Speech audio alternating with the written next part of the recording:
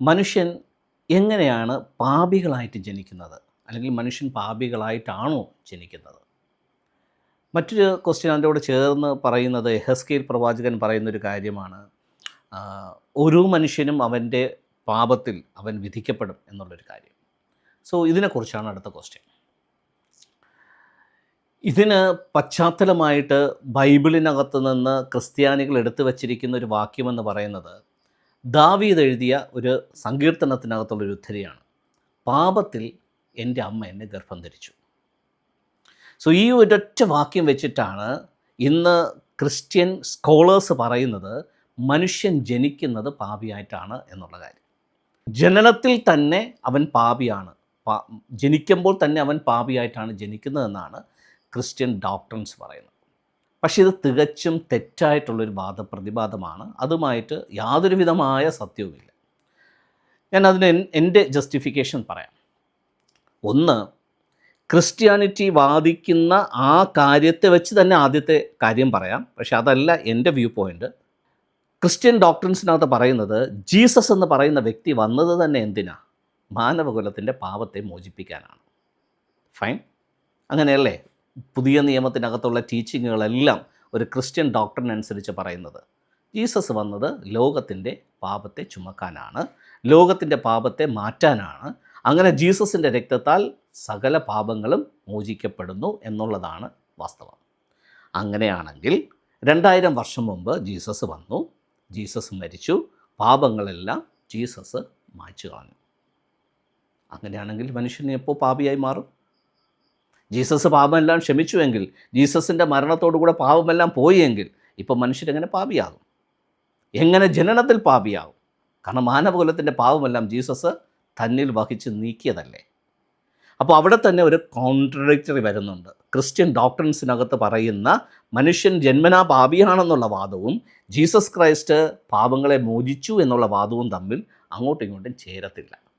അപ്പോൾ ഈ ചേർച്ച ഇല്ലാതിരിക്കുന്നത് കൊണ്ട് പുതിയ ഒരു വിശ്വാസ പ്രമാണം വന്നപ്പോൾ, പെന്തിക്കോസ് വന്നപ്പോഴത്തേക്ക് പെന്തിക്കോസുകാരുടെ വാദം ഇതാണ്: ഒരുവൻ വായ് കൊണ്ട് യേശുവിനെ രക്ഷിതാവായി അംഗീകരിക്കുകയും ഏറ്റുപറയുകയും ചെയ്താൽ മാത്രമേ പാപമോചനം ലഭിക്കത്തുള്ളൂ എന്നുള്ളതാണ് പുതിയ ഡോക്ട്രിൻ. ഇത് ഈ ഒരു മിസ്മാച്ചിനെ കവർ ചെയ്യാൻ വേണ്ടിയിട്ട് അവരുണ്ടാക്കിയ ഒരു പുതിയ ഡോക്ട്രിനാണ്. സോ ഈ പറഞ്ഞിരിക്കുന്ന കാര്യങ്ങളൊന്നും മുഖവിലേക്ക് എടുക്കാൻ പറ്റുന്ന കാര്യങ്ങളല്ല, ഇതെല്ലാം ഫോൾസ് ഡോക്ട്രിനാണ്. ഇനി ദാവീദിലേക്ക് വരാം. ദാവീദ് എന്തുകൊണ്ടാണ് പാപത്തിൽ എൻ്റെ അമ്മ എന്നെ ഗർഭം ധരിച്ചു എന്ന് പറയാൻ കാരണം? ദാവീദിൻ്റെ സമയത്ത്, ദാവീദ് ജീവിച്ചിരിക്കുന്ന സമയത്ത് ദാവീദിന് വളരെ വ്യക്തതയോടുകൂടി അറിയാം ന്യായപ്രമാണം എന്ന് പറയുന്ന കാര്യം ദൈവം ഇസ്രായേൽ ജനങ്ങൾക്ക് കൊടുത്തതാണ്. സോ ഇസ്രായേൽ ജനങ്ങൾക്ക് ന്യായപ്രമാണം കൊടുക്കുമ്പോൾ ന്യായപ്രമാണത്തിൻ്റെ ലംഘനം പാപമാണ്. സോ ഇസ്രായേൽ ജനങ്ങളിലെ എല്ലാ വ്യക്തികളും ന്യായപ്രമാണം എന്ന് പറയുന്ന ആ ഒരു കാര്യത്തെ അവരുടെ ജീവിതവുമായി വെച്ച് തട്ടിച്ചു നോക്കുമ്പോൾ എല്ലാവരുടെ ജീവിതത്തിനകത്തും വീഴ്ചയുണ്ട്. അപ്പോൾ ദാവീദ് പറയുന്നു, എൻ്റെ അമ്മയും എന്നെ ഗർഭം ധരിക്കുമ്പോൾ അവരെത്രയോ പാപങ്ങൾ ന്യായപ്രമാണ സംബന്ധമായി ചെയ്തിരിക്കുന്നു. അപ്പോൾ ആ കോണ്ടസ്റ്റിൽ വേണം ഇതിനെ എടുക്കാൻ. ന്യായപ്രമാണവുമായി ഒരു വ്യക്തിയുടെ ജീവിതത്തെ തട്ടിച്ചു നോക്കുമ്പോഴാണ് ആ വ്യക്തി പാപി എന്ന് പറയുന്ന ലേബലിലേക്ക് വരുന്നത്. അതല്ലാതെ പാപികളാകത്തില്ല. അപ്പോൾ എൻ്റെ വാദവും എൻ്റെ ചിന്താഗതി ഇവിടെ വരുന്നത്, ഞാൻ വിശ്വസിക്കുകയും ഞാൻ പ്രൊപ്പഗേറ്റ് ചെയ്യുന്ന കാര്യം, ന്യായപ്രമാണം കൊടുത്തിരിക്കുന്നത് ലോകത്തിലെ എല്ലാ മനുഷ്യർക്കുമല്ല. ആരാ ന്യായപ്രമാണം കൊടുത്തത്? ദൈവം മോശ വഴി കൊടുത്തു എന്നാണ് പറയുന്നത്. മോശയാണ് ന്യായപ്രമാണം നൽകിയത്. ആർക്ക് വേണ്ടി? ഇസ്രായേൽ ജനങ്ങൾക്ക് വേണ്ടി. സോ ഈ മോശയിലൂടെ നൽകപ്പെട്ട ന്യായപ്രമാണം ഇസ്രായേൽ എന്ന് പറയുന്ന ആ കമ്മ്യൂണിറ്റിക്ക് വേണ്ടി മാത്രമാണ്, ലോകത്തിലെ മറ്റ് മനുഷ്യർക്ക് വേണ്ടിയിട്ടല്ല. അപ്പോൾ ന്യായപ്രമാണം ഉള്ളത് ഇസ്രായേൽ ജനങ്ങൾക്കായതുകൊണ്ട് ന്യായപ്രമാണ സംബന്ധമായി വരുന്ന പാപങ്ങൾ ആർക്ക് മാത്രമേ ആപ്ലിക്കബിൾ ആകത്തുള്ളൂ? ഇസ്രായേൽ ജനങ്ങൾക്ക് മാത്രം.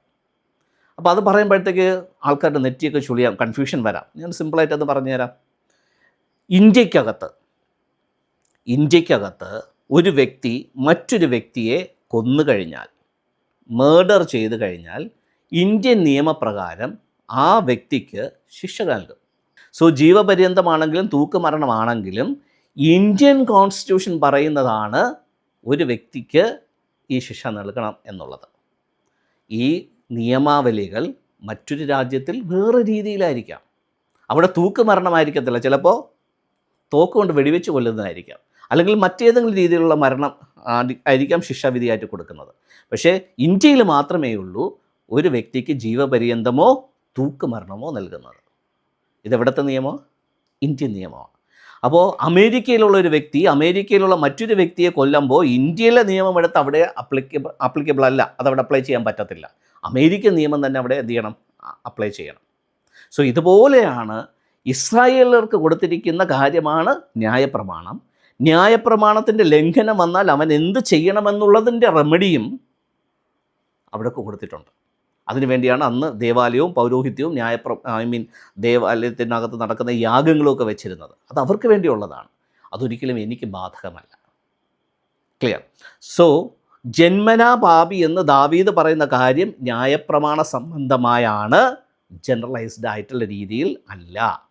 ഇനി ഒരു കൂട്ടം ക്രിസ്ത്യാനികൾ വാദിക്കുന്നുണ്ട് ആദാം ചെയ്ത പാപം അതിങ്ങനെ പാരമ്പര്യമായി തുടർന്ന് എല്ലാ മനുഷ്യരിലേക്കും ഈ ആദാമ്യ പാപം കയറിയിരിക്കുന്നു, അതാണ് ശരിക്കുമുള്ള ജന്മപാപം എന്നുള്ള രീതിയിലുള്ള ഒരു ഡോക്ട്രിനും ഇന്ന് നിലനിൽക്കുന്നുണ്ട്. അതെങ്ങനെ ദൈവനീതിയാവും? ഏതോ ഒരു അപ്പൂപ്പൻ ചെയ്തൊരു തെറ്റിന് ഞാൻ എന്ത് പിഴച്ചു? അത് ആ അപ്പൂപ്പൻ ചെയ്ത കുഴപ്പമില്ലേ? ഞാൻ ചെയ്യുന്നൊരു തെറ്റ് എൻ്റെ അനന്തര തലമുറയിലേക്ക് പോകുമെന്ന് പറയുന്നത് എന്തൊരു മൂഢതനമാണ്, അതെന്ത് ദൈവനീതിയാണ്? സോ ദൈവം നീതിമാനാണെങ്കിൽ ഒരു വ്യക്തിയുടെ തെറ്റ് എങ്ങനെ ക്യാരി ഫോർവേഡ് ചെയ്യും? അതൊരിക്കലും ഡിവൈനിറ്റിക്കകത്ത് പോസിബിൾ അല്ല, എക്സ്പെഷ്യലി ദൈവത്തിൻ്റെ നീതിക്ക് നിരക്കുന്നതുമല്ല. സോ ഒരു വ്യക്തിയുടെ പാപം എപ്പോഴോ സംഭവിച്ചൊരു കാര്യം യുഗങ്ങൾ കഴിഞ്ഞ് മനുഷ്യകുലത്തെ ഇങ്ങനെ എസ്കലേറ്റ് ചെയ്ത് പോകുന്നുണ്ടെങ്കിൽ അതിനകത്ത് ഒരു ലോജിക്കുമില്ല. അങ്ങനെയാണെങ്കിൽ അതിനകത്ത് മറ്റൊരു ലോജിക്ക് കൂടെ കയറ്റി ചിന്തിക്കേണ്ടി വരും. 2000 വർഷം മുമ്പ് ജീസസ് ബലിയായല്ലോ, ആദാമ്യ പാപം തീർന്നല്ലോ, ഇനിയും എങ്ങനെ ആദാമ്യ പാപം നിലനിൽക്കും? അപ്പോൾ ജീസസ് മരിച്ചത് ശരിയായില്ലേ? അതോ ഇനി ഒന്നും കൂടെ ജീസസ് വന്ന് ഒന്നുകൂടെ മരിക്കണോ? എന്താണ് അതിൻ്റെ ലോജിക്ക്? സോ ഇത്തരത്തിലുള്ള കൾട്ടായിട്ടുള്ള ക്രിസ്തീയ ഡോക്ട്രിൻസിനെ എടുത്തു കളഞ്ഞിട്ട് ശരിയായിട്ട് ദൈവം ആഗ്രഹിക്കുന്ന ട്രൂത്തിനെ എസ്റ്റാബ്ലിഷ് ചെയ്ത് അടുത്തൊരു തലമുറയെ സജ്ജമാക്കേണ്ട സമയം കഴിഞ്ഞു.